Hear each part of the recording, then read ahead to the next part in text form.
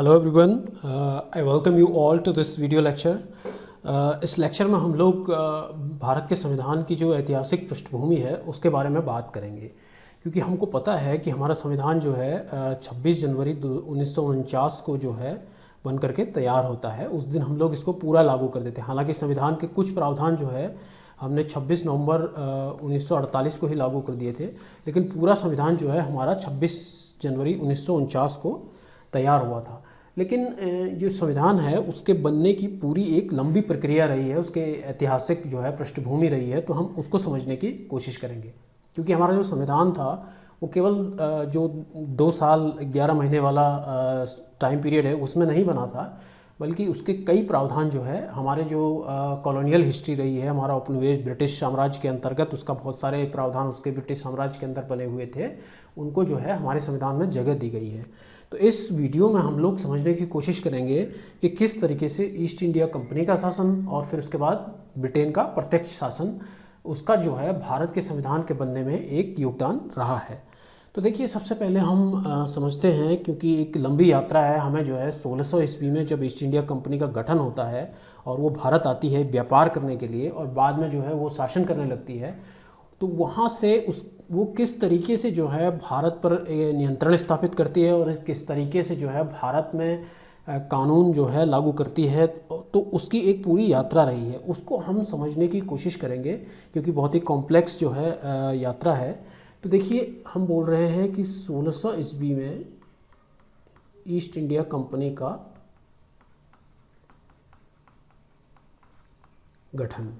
तो उस समय 1600 ईस्वी में भारत में क्या हो रहा है, और दूसरा हम समझेंगे 1600 ईस्वी में ब्रिटेन की क्या स्थिति है। तो सबसे पहले देखिए, भारत में 1600 ईस्वी में जो है मुगल साम्राज्य है और ब्रिटेन में जो है एलिजाबेथ प्रथम का शासन है। तो मुगल साम्राज्य जो है एक बहुत ही स्ट्रॉन्ग जो है, मजबूत जो है शासन है। तो भारत पे जो है इस समय किसी बाहरी सत्ता के लिए नियंत्रण करना बहुत ही क्या है, कठिन है। तो इनने क्या किया कि इसी दौर में एलिजाबेथ के शासन के दौरान ईस्ट इंडिया कंपनी जो है एक कंपनी है, व्यापारिक कंपनी, इसको जो है ब्रिटेन के शासन ने एक चार्टर दिया। चार्टर का मतलब है एक प्रकार का लाइसेंस। किस चीज़ के लिए? व्यापार के लिए। तो 1600 ईस्वी में ब्रिटेन में एलिजाबेथ प्रथम के शासन के दौरान ईस्ट इंडिया कंपनी को, जो कि एक ट्रेड कंपनी है, व्यापार कंपनी है, उसको जो है भारत में व्यापार करने का लाइसेंस दिया गया। यानी कि ब्रिटेन के शासन से उसको अनुमति मिली कि वो भारत जा कर के अपनी कंपनी की स्थापना करे। हालांकि कंपनी जो है वो लंदन में रजिस्टर्ड थी। लंदन में कंपनी का क्या था? हेड ऑफिस था। और उसको ब्रिटेन की सत्ता ने, ब्रिटेन के शासन ने, ब्रिटेन की सरकार ने भारत जाकर एक ब्रांच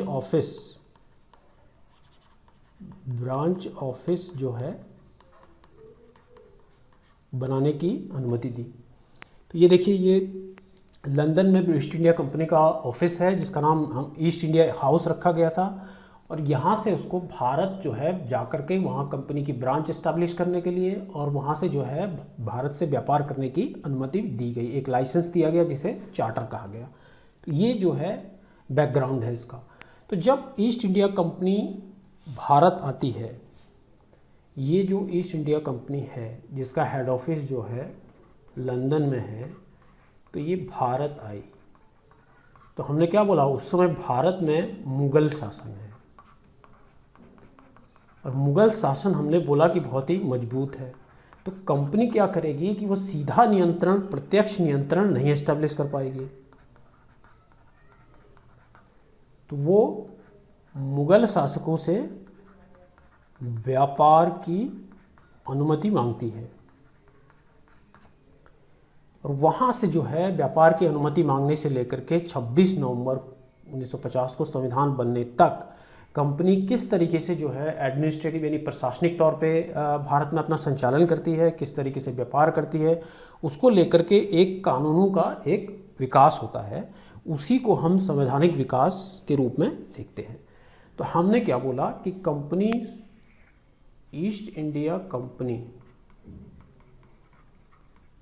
जो कि 1600 ईस्वी में बनी और 1608 में जो है भारत पहुंचती है और यहाँ से जो है किस तरीके से वो भारत में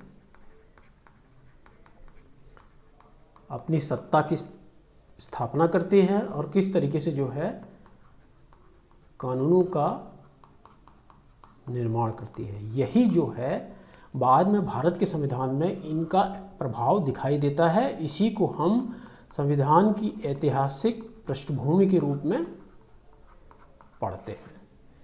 तो इसको हमने सुविधा के लिए जो भारत में जो संवैधानिक विकास हो रहा है ब्रिटिश उपनिवेशवाद के दौरान, इसको सुविधा के लिए 4 भागों में डिवाइड किया है और उसको ईयर के हिसाब से किस तरीके से ब्रिटेन की सिचुएशन जो ईस्ट इंडिया कंपनी है और उसके बाद ब्रिटेन, दोनों की सिचुएशन भारत में बदलती रहती है और बदलाव के अनुसार जो है जो परिवर्तन होते हैं, यहाँ से इस फेज में, यहाँ से इस फेज में और फिर यहाँ से इस फेज में, इन परिवर्तनों के बीच में जो परिवर्तन के चरण हैं, इनमें कानून बनाने की प्रक्रिया बदलती रहती है।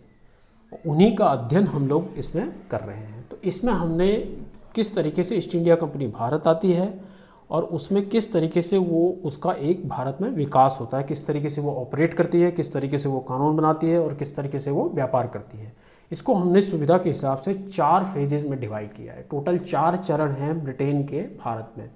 तो पहला जो हम इन चरणों को एक एक करके समझेंगे और उसके बाद उन चरणों के अंदर जो अलग अलग कानून हैं उनका भी जो है अलग से हम अध्ययन करेंगे, समझने की कोशिश करेंगे कि उन कानूनों से किस तरीके से वो कानून बने, उनका पर्पज क्या था, उनका उद्देश्य क्या था और किस तरीके से उन्होंने बाद में जब भारत का संविधान बनता है उसको प्रभावित किया।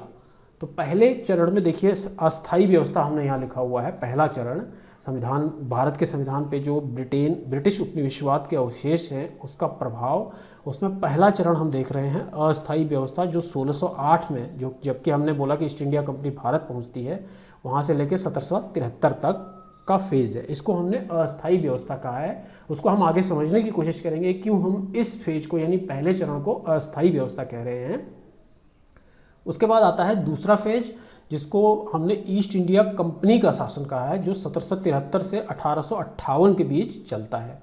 उसके बाद तीसरा फेज समझने की कोशिश करेंगे जिसको हमने लिखा है प्रत्यक्ष ब्रिटिश शासन। प्रत्यक्ष ब्रिटिश शासन का मतलब क्या है? अब तक यहाँ तक के फेज में ब्रिटिश सत्ता जो है ईस्ट इंडिया कंपनी के माध्यम से जो है भारत पर शासन कर रही है, प्रत्यक्ष रूप से ब्रिटिश शासन भारत में नहीं आया है।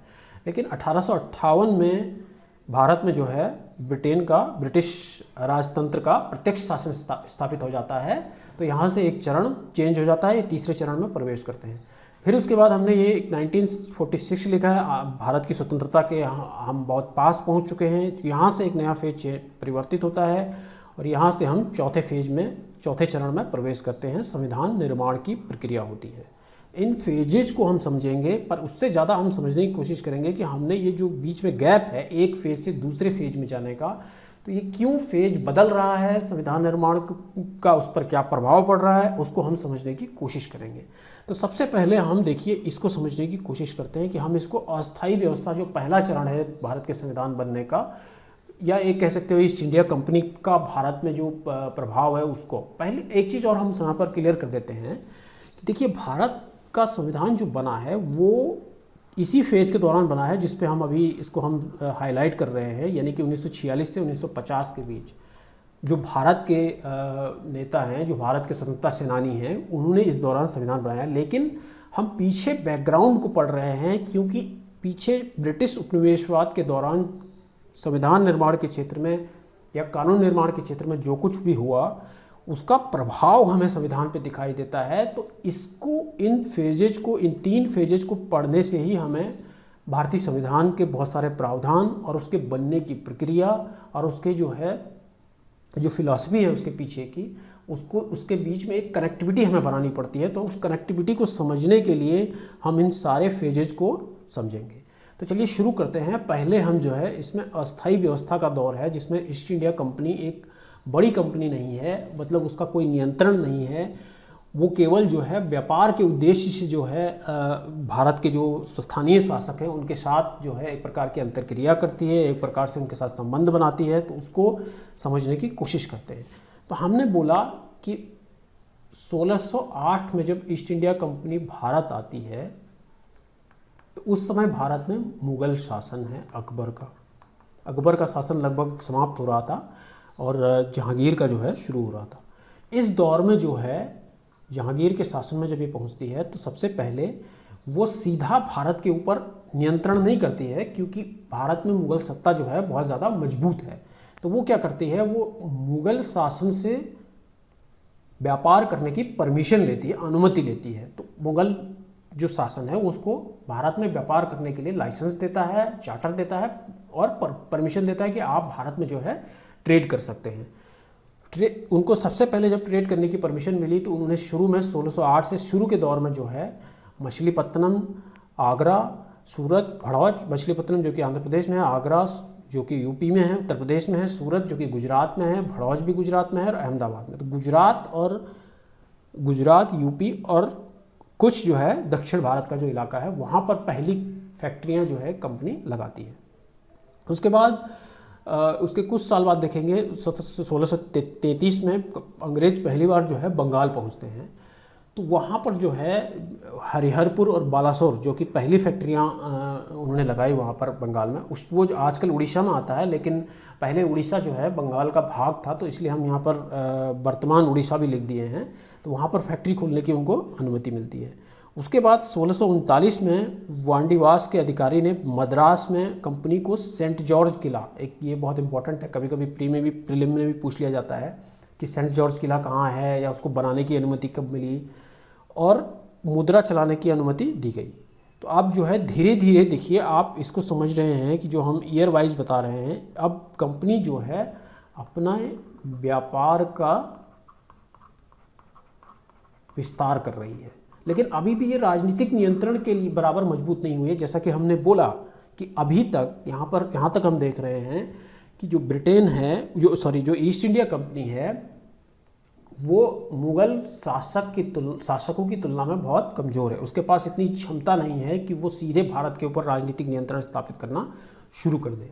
अभी भी वो व्यापारिक कंपनियों का ही क्या कर रही है, विस्तार कर रही है। तो 1739 में मद्रास में सेंट जॉर्ज किला बनाया गया और मद्रास उसी इलाके में अपनी करेंसी, अपनी मुद्रा चलाने की उनको क्या मिली, अनुमति मिली। उसके बाद 1651 में हम देखते हैं कि अंग्रेजों को हुगली में जो है फैक्ट्री खोलने की अनुमति मिली। ये भी कभी कभी प्रीलिम में पूछ लिया जाता है कि हुगली में जो है अंग्रेजों ने पहली फैक्ट्री कब लगाई, तो वो 1651 है। ये भी कभी कभी प्रीलिम में पूछ लिया था। हालांकि हम इतिहास नहीं पढ़ रहे, तो हम पूरा इतिहास नहीं पढ़ेंगे, हम केवल देखिए ये इतिहास का विषय है कि उस समय अंग्रेजों और उनके बीच में इतिहास के तौर पर क्या हो रहा था। हम जो है संवैधानिक विकास को समझ रहे हैं, हम ये समझने की कोशिश कर रहे हैं कि ईस्ट इंडिया कंपनी किस तरीके से एक्सपेंशन कर रही है, और जब ईस्ट इंडिया कंपनी का व्यापारिक के साथ साथ राजनीतिक नियंत्रण भी स्थापित हो जाएगा, तो तब उसे भारत में कानून बनाने की जो क्षमता है, जो कानून बनाने की ज़रूरत है, वो बनाना शुरू करेगी। वो हमने पीछे ही लिखा हुआ था कि 1773 में अंग्रेज पहली बार यहाँ पर ईस्ट इंडिया कंपनी का शासन स्टैब्लिश होता है। तो उस परिवर्तन को हम समझ रहे हैं कि किस तरीके से कंपनी व्यापारिक विस्तार कर रही है, और जैसे जैसे कंपनी के व्यापारिक विस्तार के साथ साथ मुगलों का शासन कमज़ोर होता चला जाएगा, तो कंपनी का राजनीतिक विस्तार भी होना प्रारंभ होगा। तो पहले हम व्यापारिक विस्तार को समझेंगे, उसके बाद हम राजनीतिक विस्तार को समझेंगे। तो इतिहास हम पूरा नहीं पढ़ेंगे कि पूरा इतिहास में क्या हो रहा है, कि वो इतिहास का विषय है, हम उसको इतिहास में समझने की कोशिश करेंगे। अभी हम केवल कंपनी के व्यापारिक और राजनीतिक विस्तार के बीच जो कोरिलेशन है उसको समझने की कोशिश कर रहे हैं कि जब तक मुगल सत्ता भारत में मजबूत है तब तक कंपनी जो है व्यापारिक विस्तार करेगी, और जैसे ही भारत में जो है एक केंद्रीय सत्ता जो है डिसअपियर होनी शुरू होगी, कमज़ोर होनी शुरू होगी, तो अंग्रेज जो है राजनीतिक विस्तार करेंगे। और जब राजनीतिक विस्तार के जरिए राजनीतिक नियंत्रण स्थापित करेंगे भारत के अलग अलग इलाकों पर, अलग अलग क्षेत्रों पर, तो वो एक कानून बनाना शुरू करेंगे। तो देखिए 1651 में हमने बोला यहाँ तक पहुँच चुके हैं, हुगली में जो है फैक्ट्री लगाई। उसके बाद 1669 में कंपनी को जो है बम्बई मिला व्यापार के लिए। और बम्बई जो है पहले पुर्तगालियों के नियंत्रण में था। जब इंग्लैंड के जो किंग थे उनकी मैरिज, उनकी शादी जो है पुर्तगाल की जो प्रिंसेस थी कैथरीन के साथ हुआ था, तो उनको दहेज में उनने बम्बई को दिया था। और फिर बम्बई, इसको समझते हैं, हम बोल रहे हैं कि ये पुर्तगाल के नियंत्रण में था, क्योंकि पुर्तगाल भी एक जो है औपनिवेशिक शक्ति था, वो भी भारत में व्यापार के पर्पज से आया था। फ्रेंच भी आए थे और डच भी आए थे, जो कि हिस्ट्री का विषय, इतिहास का विषय, हम उसको इतिहास में समझेंगे। यहाँ पर हम केवल इतना जान लेते हैं कि बम्बई पर पुर्तगाल का नियंत्रण था। और पुर्तगाल की जो प्रिंसेस थी, यानी महारानी राजकुमारी थी, उनका नाम था कैथरीन। उनकी जो शादी है वो इंग्लैंड के सम्राट के साथ हुई थी,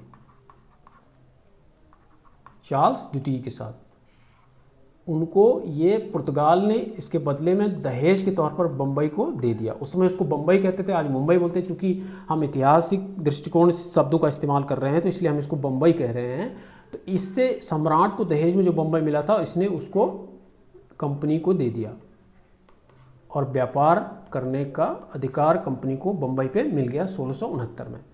उसके बाद जो हमने पहले बोला कि 1651 में जो है अंग्रेज़ों ने हुगली में जो है फैक्ट्री लगाई, तो फिर यहाँ पर हम देखेंगे 1696 से 1706 के बीच ये 10 वर्ष हैं। इस दौरान अंग्रेज़ों ने हुगली नदी की तट के आसपास एक फोर्ट विलियम की स्थापना की। ये भी कभी कभी प्रीलिम एग्जाम्स में, बहुत सारे छोटे एसएससी वगैरह के एग्ज़ाम में भी और पीसीएस में भी पूछ लिया जाता है कि फोर्ट विलियम की स्थापना कहाँ पर हुई और फोर्ट विलियम की स्थापना कब से कब तक हुई।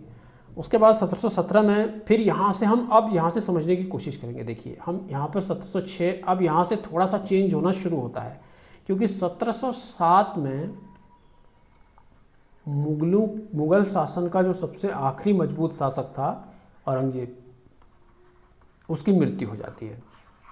और उसकी डेथ के बाद अब क्या है, कोई एक मजबूत सत्ता नहीं है। तो यहाँ से अंग्रेज जो है, जो ईस्ट इंडिया कंपनी जो है, वो अपना राजनीतिक विस्तार भी करेगी। 1707 में औरंगजेब की मृत्यु से पहले कंपनी केवल व्यापारिक विस्तार कर रही है, क्योंकि उस समय तक मुग़ल सत्ता बहुत मजबूत है और उसको राजनीतिक नियंत्रण की अनुमति नहीं दे रही है।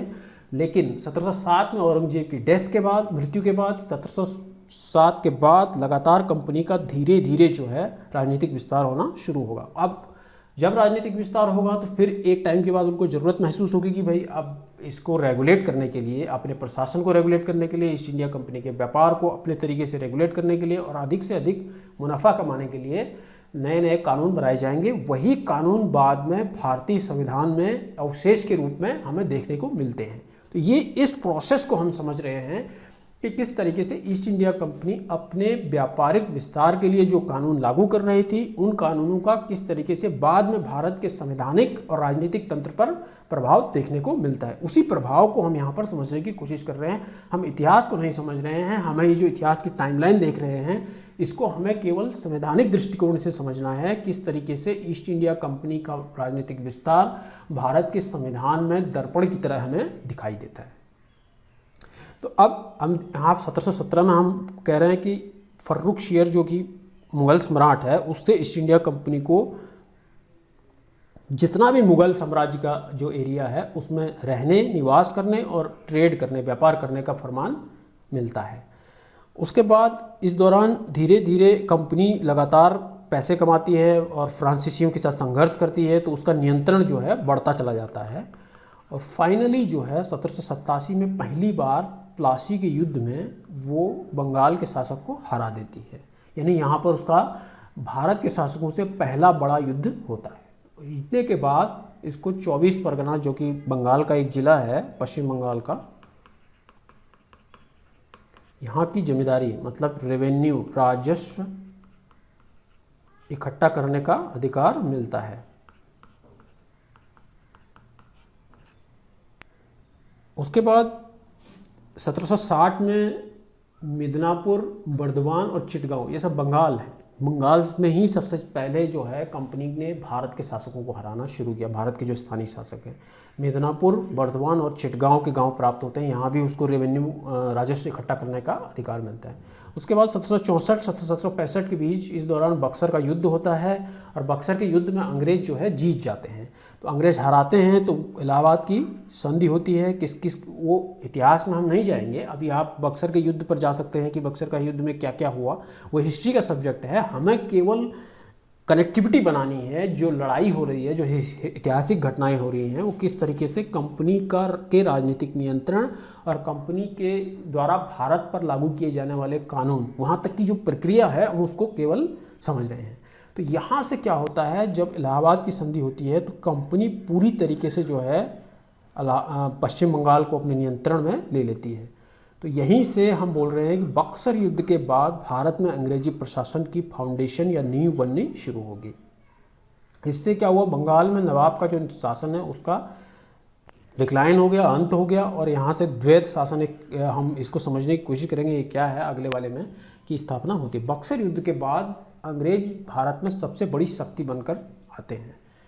तो अब जब वो 1765 में बक्सर की लड़ाई जीतते हैं तो अंग्रेजों ने एक पहली बार बंगाल में अपने तरीके से एडमिनिस्ट्रेशन लागू करने की कोशिश की। हालांकि अभी भी ईस्ट इंडिया कंपनी प्रत्यक्ष रूप से प्रशासन में हिस्सा नहीं ले रही। उसने क्या किया कि बंगाल के प्रशासन को दो भागों में बांटा, एक था निजामत और एक था दीवानी। दीवानी का मतलब हमने नीचे लिखा है, जो फाइनेंस और रेवेन्यू रिलेटेड सब्जेक्ट्स हैं उनको दीवानी विभाग में रखा गया, और निजामत का मतलब है जो सामान्य प्रशासन से संबंधित विषय हैं, जैसे कि सुरक्षा हो गई, न्याय हो गया, कानून हो गया, और सार्वजनिक महत्व के जो अदर जनरल एडमिनिस्ट्रेशन जो सामान्य प्रशासन होता है उसका जो है रखा। इसकी जिम्मेदारी जो है किसी और बंगाल के किसी अन्य लोगों को दे दी और रेवेन्यू का राइट अपने पास ले लिया। अब क्या सिचुएशन है, और बदले में इसको बोला कि हम तुमको जो है 30 लाख रुपये देंगे, जो पैसा हम कलेक्ट करेंगे उस पैसे से तुम अपना एडमिनिस्ट्रेशन संभाल लेना। तो इससे क्या हो रहा है कि ये अब यहाँ से कंपनी अपनी मनमानी कर रही है कि हम जिम्मेदारी नहीं लेंगे, हम केवल जो है माल कमाएंगे। माल कमा रहे हैं, वित्त और राजस्व का सारा जो अधिकार है उनके पास आ गया है, और जो जिम्मेदारी है प्रशासन को संभालने की इसको हम इतिहास में और डिटेल में पढ़ेंगे, किस तरीके से बंगाल में दोहरी प्रणाली। हम यहाँ पर केवल किस तरीके से ब्रिटेन जो है जो ईस्ट इंडिया कंपनी के जरिए जो है भारत में अपने प्रशासन का विस्तार कर रहा है, बना रहा है, फाउंडेशन डाल रहा है, उसको समझ रहे हैं। तो हम इसको केवल हल्के पॉइंट में समझने की कोशिश करेंगे। तो हमने बोला कि जब बक्सर का युद्ध में वो कंपनी बंगाल के शासक को हरा देती है तो वो बंगाल के प्रशासन को नए सिरे से लागू करती है और उसको दो भागों में बांटती है, जिसमें पैसा कमाने का अधिकार यानी कि कर संग्रहण का अधिकार अपने पास रख लेती है, और सामान्य प्रशासन का अधिकार बंगाल के अमीर यानी कि जो कुलीन वर्ग है उसको सौंप देती है और अपनी मनमानी करती है। तो अब क्या होगा, ये व्यवस्था 7 साल चलती है। इस व्यवस्था में काफ़ी ज़्यादा बंगाल की स्थिति बहुत ख़राब हो गई। इस सिस्टम में क्या हो रहा है, जिसके पास जिम्मेदारी है यानी कि जिसके पास प्रशासन की जिम्मेदारी है उसके पास पैसे इकट्ठे करने का अधिकार नहीं। इसको इस तरीके से समझिए, मान लीजिए भारत सरकार को बोला जाए कि सारे काम तुम करोगे, एडमिनिस्ट्रेशन भी संभालोगे, पुलिस की व्यवस्था भी देखोगे, लॉ एंड ऑर्डर भी देखोगे, लेकिन टैक्स जो है कोई किसी और को मिलेगा। तो आप इसको समझने की कोशिश कीजिए कि वो बिना पैसे के प्रशासन को संभालना उसके लिए क्या हो जाएगा, बहुत ही क्या हो जाएगा, कठिन हो जाएगा। उसके बाद और जो ये ईस्ट इंडिया कंपनी है वो अपनी मनमानी जो है चला रही है, अपनी मनमानी चला रही है, कर संग्रहण करी, और कंपनी के जो अधिकारी हैं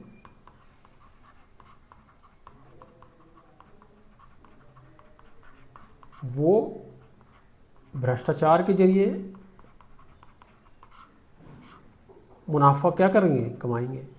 तो इस व्यवस्था में क्या हुआ कि कंपनी, जो हमने बोला कि ईस्ट इंडिया कंपनी एक रजिस्टर्ड कंपनी है लंदन में, तो उसका हेड ऑफिस कहाँ है, लंदन में है, और उसकी ब्रांच जो है भारत में है। तो कंपनी, इस जो बंगाल का जो दोहरा प्रशासन लागू हुआ, इस व्यवस्था में क्या हुआ कि कंपनी के अधिकारी करप्शन कर रहे हैं, भ्रष्टाचार कर रहे हैं, तो उनकी कमाई तो बढ़ रही है, लेकिन कंपनी की जो आय है, कंपनी की जो कमाई है, उस पर कोई नकारात्मक प्रभाव पड़ रहा है।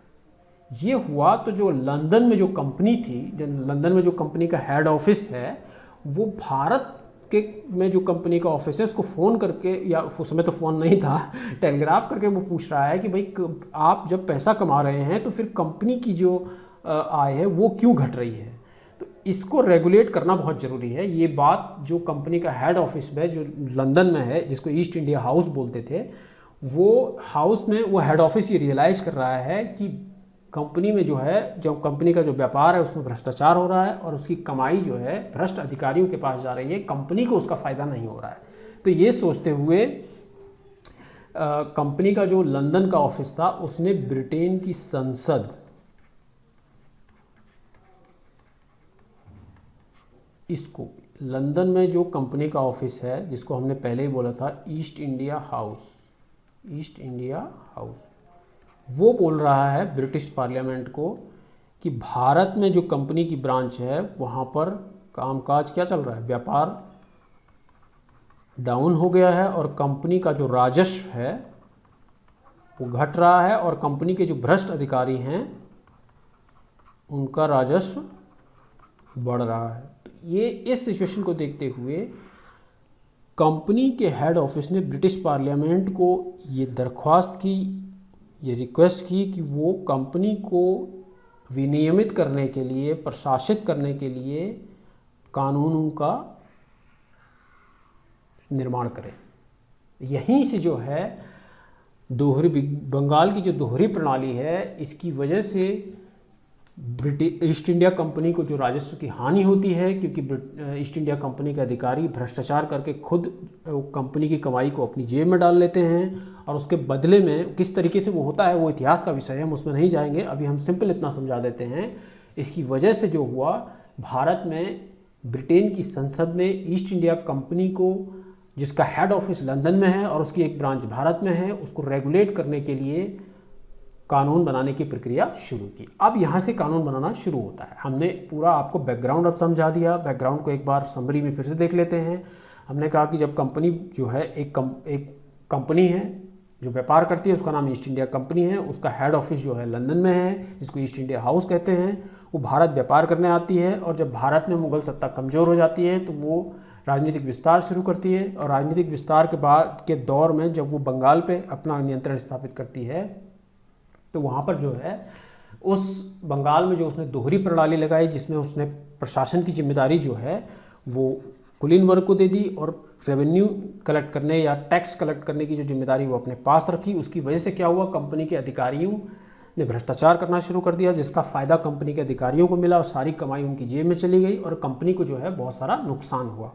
इसको देखते हुए ब्रिटेन की पार्लियामेंट ने, ब्रिटेन की जो संसद थी, उसने कंपनी को नियंत्रित करने के लिए, रेगुलेट करने के लिए कानून बनाने की प्रक्रिया शुरू की और उन्हीं कानूनों का प्रभाव आपको जो है भारत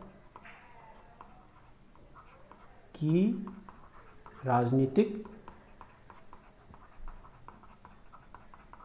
संवैधानिक प्रणाली में देखने को मिलेगा।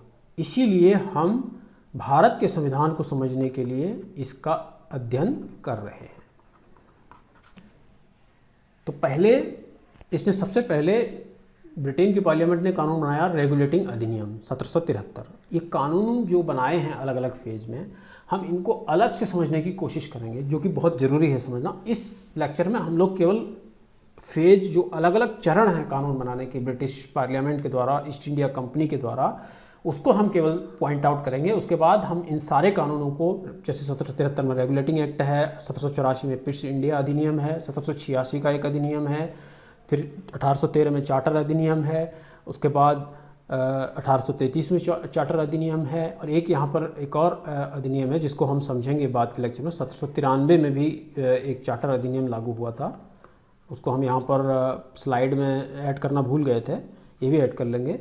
1793 का चार्टर अधिनियम, इसको भी समझने की कोशिश करेंगे। इन सारे अधिनियमों को हम अलग अलग लेक्चर में समझने की कोशिश करेंगे, क्योंकि इनके जो प्रावधान हैं वो भारत में संवैधानिक विकास को जिस तरीके से इवेल्युएट होता है उसको जो है प्रभावित करते हैं।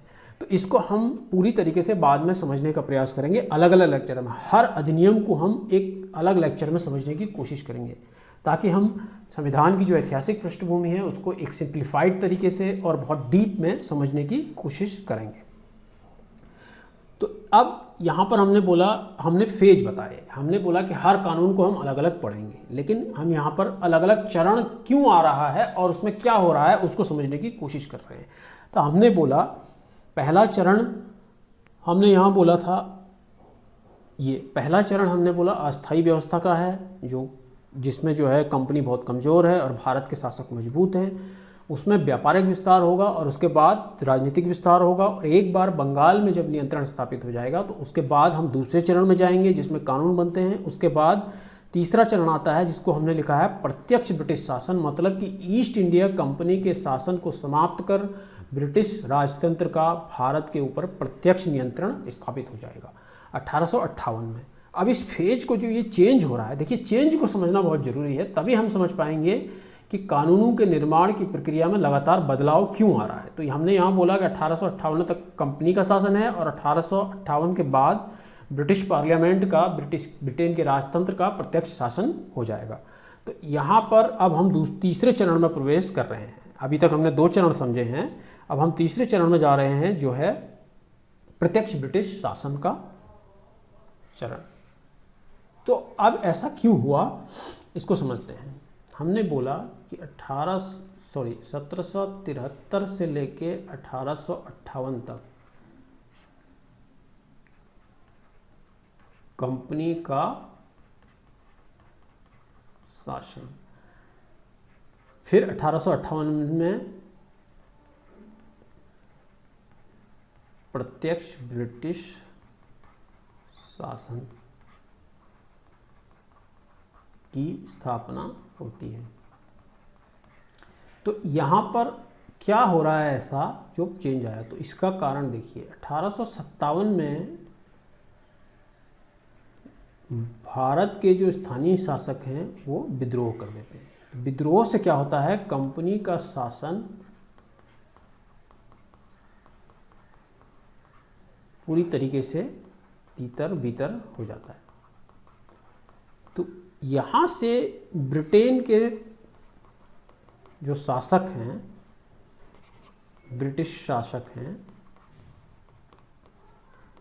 उनको ये एहसास होता है कि कंपनी अब भारत में शासन को नियंत्रित नहीं कर पा रही है, तो इसीलिए जो है प्रत्यक्ष शासन स्थापित करना चाहिए। इस प्रत्यक्ष शासन में क्या होगा, हमें चेंजेस क्या देखने को मिलेंगे ये समझते हैं। प्रत्यक्ष शासन, इसमें 2 चीज़ें देखने को मिलेंगी। अब कंपनी की जगह है ब्रिटेन की प्रत्यक्ष इंटरफेरेंस, हस्तक्षेप जो है भारत के मामलों में हो जाएगा। दूसरा जो है, जो अब कानून बनेंगे उसमें भारतीयों को धीरे धीरे शामिल कराया जाएगा। ये 2 चेंजेस हमको 1858 के बाद के कानूनों में देखने को मिलेंगे। इसको समझते हैं, मतलब क्या है इसका। अभी इस दौर में, जो दूसरा दौर है ईस्ट इंडिया कंपनी का, इसके कानूनों में भारतीयों के लिए कोई जगह नहीं है। इसमें ब्रिटेन जो है भारत को एक तरीके से प्रजा समझ रहा है और खुद को शासक। कंपनी भारतीयों को अपने मामलों में शामिल नहीं कर रही है, उनके मामलों में हस्तक्षेप करती है, लेकिन उनको निर्णय लेने वाली प्रक्रिया में उनको अपना हिस्सा नहीं बनाती है। लेकिन हमने बोला कि 1857 का विद्रोह जब होता है तो यहाँ से 2 चेंजेज आएंगे। एक तो ब्रिटेन कंपनी को हटा के खुद हस्तक्षेप करेगा और दूसरा भारतीयों को धीरे धीरे शामिल करेगा इन कानूनों के जरिए। भारत का शासन अधिनियम, दूसरा आया भारतीय परिषद अधिनियम। इसके जरिए जो होगा, ऐसी संस्थाएं बनाई जाएंगी जिसमें भारत के लोगों को भी धीरे धीरे करके शामिल कराया जाएगा। हालांकि भारतीयों का इसमें वर्चस्व नहीं होगा, संस्थाओं में सिर्फ नाम मात्र के लिए भारतीयों को शामिल किया जाएगा, लेकिन शामिल किया जाएगा। इसके अलावा यहाँ पर देखेंगे एक शब्द स्थानीय निकायों की स्थापना 1861 में से धीरे धीरे जो है यहाँ तक आते आते स्थानीय संस्थाएं क्या, जब हम कॉन्स्टिट्यूशन पढ़ेंगे तो आप पढ़ते हैं पंचायतें या नगर पालिकाएं, इनका एक संकेत हमको देखने को मिलेगा। देखिए हम पढ़ रहे हैं, अब हमें ये समझ में आएगा कि हम क्यों ऐतिहासिक पृष्ठभूमि जब पढ़ रहे हैं तो इनका महत्व क्या है। हम जब आगे संविधान में स्थानीय संस्थाओं के बारे में पढ़ेंगे, पंचायतों के बारे में पढ़ेंगे, तो उस समय भी हम हिस्टोरिकल बैकग्राउंड को एक तरीके से देखेंगे। तो यहाँ पे हम देख रहे हैं, इसीलिए हम कह रहे हैं कि जो ऐतिहासिक बैकग्राउंड है, जो अंग्रेजों के टाइम पे, ईस्ट इंडिया कंपनी के टाइम पे जो कुछ भी हो रहा है, वो भारत के संवैधानिक प्रक्रिया को, राजनीतिक प्रक्रिया को बहुत गहरे रूप में प्रभावित करेगा। तो उसका एक उदाहरण हमें अभी देखने को मिला है कि जब तीसरे चरण में ईस्ट इंडिया कंपनी से शासन लेकर के प्रत्यक्ष ब्रिटिश शासन की स्थापना होती है, तो उसमें जो है एक चेंज ये भी आता है, एक परिवर्तन, कि 1861 के बाद भारत में स्थानीय निकायों की स्थापना का रास्ता खुलता है। उसी तरीके से 1892 में एक कानून पास हुआ, फिर 1909 में एक कानून पास हुआ, फिर 1919 में एक कानून पास हुआ, फिर साइमन आयोग आया। देखिए साइमन आयोग और नेहरू रिपोर्ट, ये जो आपको देख रहे हैं, इनको हम अलग से पढ़ाएंगे किस तरीके से ये भारत के संविधान को प्रभावित कर रही है। आप इन सारी रिपोर्ट जितनी भी हैं, जो है ऐतिहासिक बैकग्राउंड है, अगर इसको आप ठीक से समझेंगे तो आपको भारत के संविधान में बहुत सारे प्रावधान, बहुत सारे भाग ऐसे हैं जिनको समझने में बहुत आसानी होगी। देखिए कांग्रेस का कराची सत्र, ये बहुत ही इंपॉर्टेंट है। जैसे आप संविधान में पढ़ते हैं मौलिक अधिकार, तो मौलिक अधिकार पहली बार जब कांग्रेस के नेता स्वतंत्रता आंदोलन के दौरान कराची सत्र में कांग्रेस की जो मीटिंग होती है, तो यहाँ पे जो है जो मूल अधिकार हैं संविधान के, उनका आप पहली बार प्रस्ताव इस सत्र में लाया गया था। तो बैकग्राउंड पता होना भी बहुत ज़रूरी है एक बहुत ही ब्रॉड अंडरस्टैंडिंग बनाने के लिए। ठीक उसी तरीके से सांप्रदायिक अवार्ड जो इसमें जो है, जो बचे हुए लोग थे, जो सेपरेट इलेक्टोरेट था, सांप्रदायिक निर्वाचक मंडल दलितों को दिया गया था, और फिर इस पर आंदोलन होता है और इसको चेंज करके जो है आरक्षण में बदला जाता है कि जो संसद और विधानसभा है उसमें जो मार्जिनलाइज कम्युनिटीज़ हैं, दलित हैं, उनको आरक्षण दिया जाएगा। तो ये बैकग्राउंड जो हम समझ रहे हैं, इसीलिए हम समझ रहे हैं ताकि संविधान पढ़ते समय हमें हर प्रावधान का बैकग्राउंड, एक पृष्ठभूमि जो है अच्छे से पता हो। इसीलिए हम इन सबको डिटेल में पढ़ेंगे। जितने भी आप ये देख रहे हैं, साइमन आयोग है, नेहरू रिपोर्ट है, कांग्रेस का कराची सत्र है, भारत शासन अधिनियम 1935 है, क्रिप्स मिशन 1942 है, जो भारत में संविधान बनाने को लेकर के पहला प्रयास था ब्रिटेन का। उसके बाद कैबिनेट मिशन योजना, जिसके तहत भारत के संविधान का निर्माण होता है। इन सब को हम पढ़ेंगे। अभी हमने फेज को समझा है, इस फेज में हम केवल फेज को समझ रहे हैं, चरण को समझ रहे हैं। पहले चरण में अस्थायी है, फिर कंपनी का शासन स्थापित हो जाता है। उसके बाद जब कंपनी का शासन 1857 में असफल हो जाता है तो उसको चेंज करके ब्रिटेन का प्रत्यक्ष शासन होता है। उस ब्रिटेन के शासन के दौरान बहुत सारी चीज़ें हो रही हैं, उसमें जो है बहुत सारी ऐतिहासिक घटनाएं हो रही हैं, आंदोलन हो रहा है। हमें उसको नहीं जानना, वो हिस्ट्री का हिस्सा है। हम केवल देख रहे हैं कि उस दौरान ऐसी कौन सी चीज़ें हो रही थी जो बाद में भारत के संविधान को प्रभावित करती हैं। हमें केवल हम उसको समझने की कोशिश कर रहे हैं। तो हम अभी तीसरे चरण की बात बता दी। अब आता है चौथा चरण। ये फोर्थ चरण है भारत के संविधान का। 3 चरण हमने अभी तक पढ़े। चौथे चरण में अब भारत की संविधान सभा भारत के नेताओं से मिलकर बनती है, और दिसंबर 1946 में पहली बार भारत के नेताओं से बनी हुई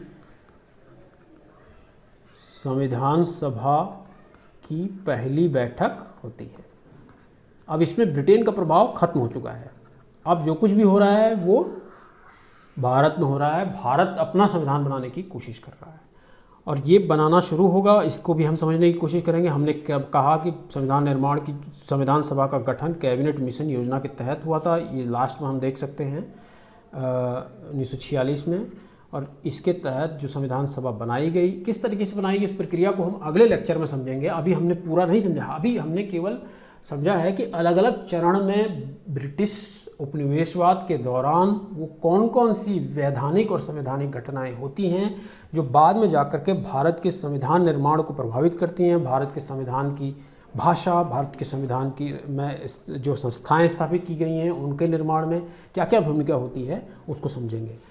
तो अभी हम देख रहे हैं अंतिम चरण, जिसमें 24 नवंबर 1949 को हमारा संविधान बनता है और उसके कुछ प्रावधान लागू होते हैं और बाकी प्रावधान 26 जनवरी 1949 को लागू होते हैं।